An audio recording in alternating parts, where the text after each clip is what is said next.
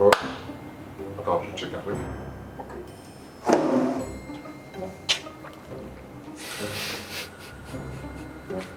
Sur ton tabouret de nain. Pourquoi tu prends pas une chaise? Bonjour à tous et bienvenue pour cette nouvelle vidéo. C'est la fin d'un concert?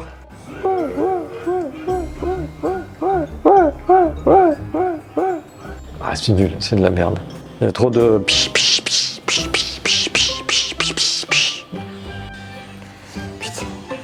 On peut éviter de finir avant 9h? Parce qu'après, j'arriverai plus à garer ma voiture. Alors, aujourd'hui, on va faire un nouveau bac pour des gouramis chocolat. Avant de dire une bêtise, je réfléchis et on va la refaire.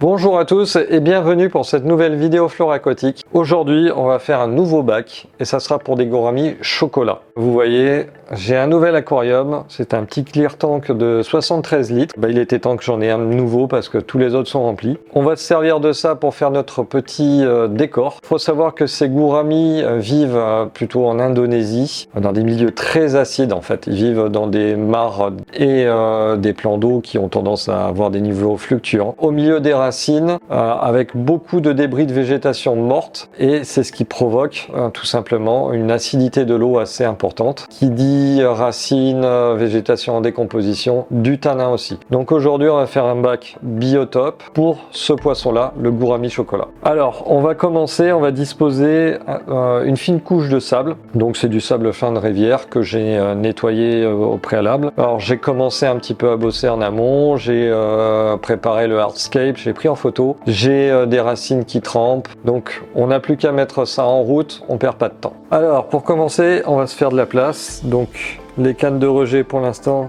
rejet aspiration, on va les enlever, on va les mettre à un endroit où je vais pas les casser, et on va attaquer par la première couche de sable. Donc c'est une couche, je l'ai nettoyé, il est déjà sec depuis un moment. Ça va être une fine couche sur laquelle on va disposer des racines. Donc là je fais une fine couche, juste sur les zones où on va recevoir, on va positionner nos racines. Et je vais en profiter, je vais déjà positionner le chauffage. Il faut savoir que ces poissons vivent dans une eau assez chaude. Température idéale c'est 28 degrés.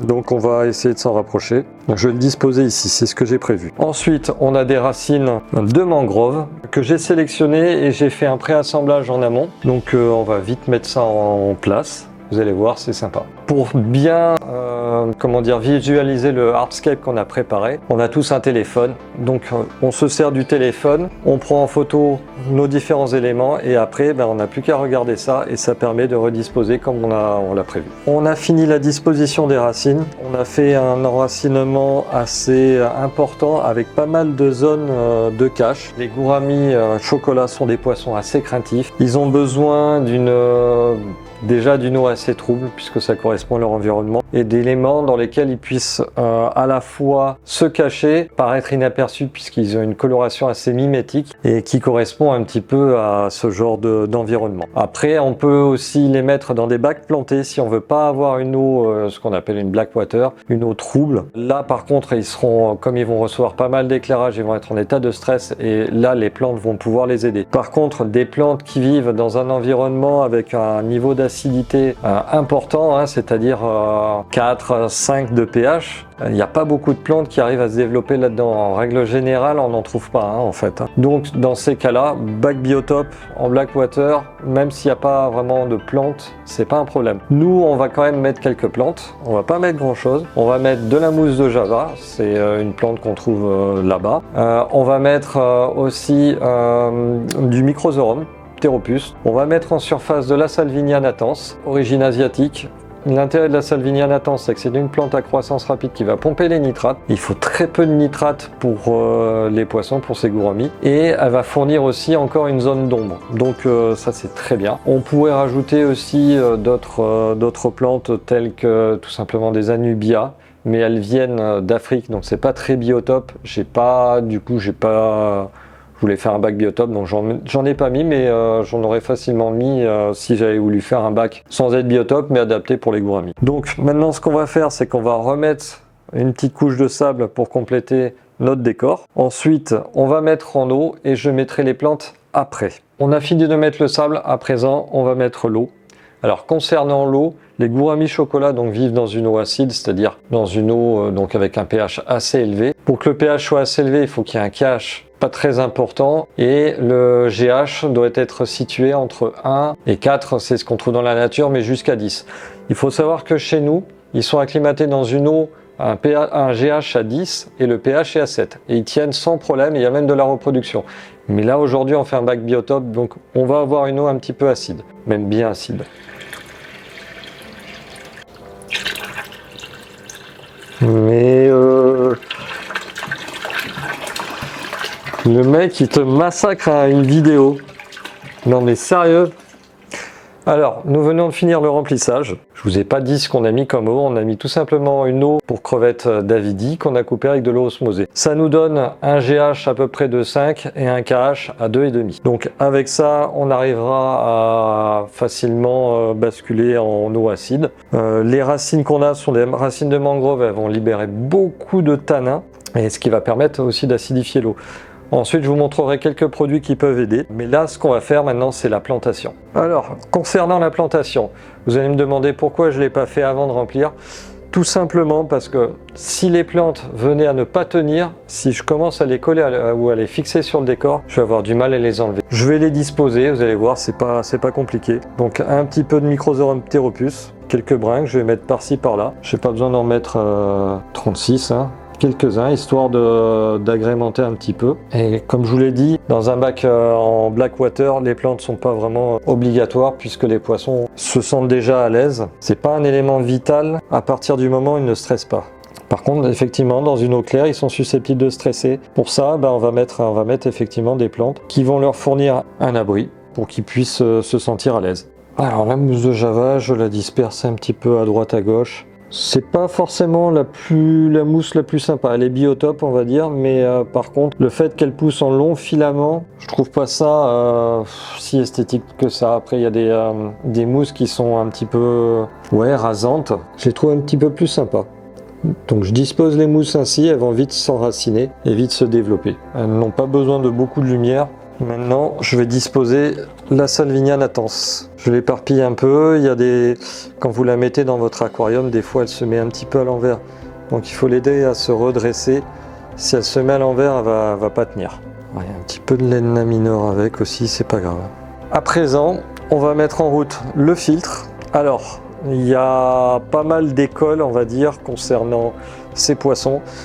Il y a beaucoup de gens qui conseillent de filtrer sur tourbe. C'est un excellent produit pour acidifier l'eau, pour maintenir le KH assez bas. Hein, ça pompe carrément le KH. Par contre, je trouve que l'intégrer dans un filtre, c'est assez violent. Les paramètres vont évoluer très très vite, le pH va descendre très bas. Les gouramis chocolat n'aiment pas trop les variations de paramètres, donc si le jour où vous dites la tourbe commence à être un petit peu fatiguée, je vais la changer, vous allez faire un changement brutal dans les paramètres d'eau une fois que vous aurez remis votre filtre en route. Si vous utilisez de la tourbe, il faut tout simplement la placer dans le bac, brute telle quelle. C'est un peu volatile, ça va bouger dans tous les sens. Bon, pour les gouramis chocolat, on met un filtre, mais le débit doit pas être important. Hein. C'est des poissons d'eau calme, d'eau stagnante, pauvres en oxygène par moment. Ce sont des labyrinthidés, donc ils peuvent prélever de l'air et s'en servir pour respirer. La tourbe, moi je la déconseille. Par contre, il y a un produit intéressant, c'est le Tormec. Un produit, un genre de granulé à base de tourbe qu'on peut intégrer dans le filtre. Il y a plusieurs types d'humus et l'action est plus progressive et moins brutale que la tourbe. Donc ça, c'est un produit intéressant pour, par exemple, acidifier son eau dans une filtration.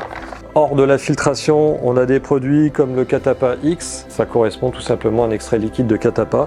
On a des billes donc de tourbe comme le Tormec, on a des coldolm, des feuilles de Catapa, ça c'est ce qu'il y a de mieux, enfin à mon avis. Hein. Ça on les dispose un petit peu partout dans le bac et elles font le travail. Et c'est ce que je vais faire aujourd'hui avec des feuilles de Catapa mais en morceaux, déjà brisées en fait. Hein. Elles vont se répartir un petit peu de partout, alors je vais les implanter, elles vont flotter, c'est normal. Par la suite, d'ici 2-3 jours, elles vont couler, elles vont libérer pas mal de tanins. Le reste, ça va former une espèce de petite couche de détritus au sol. Alors, Ça paraît pas forcément très joli en aquarium, mais par contre, ça correspond vraiment à ce qu'on trouve dans le milieu naturel, c'est-à-dire des végétaux en décomposition, et les poissons vont vraiment adorer. Ils vont évoluer dedans, énormément chercher leur nourriture, et nous, on les nourrira évidemment artificiellement parce qu'ils vont pas trouver grand-chose dans ces feuilles-là. Et ça, je vous expliquerai ça dans une prochaine vidéo. Voilà, nous venons de mettre notre filtre en route. Alors vous voyez, on a mis des petites cannes de rejet en verre.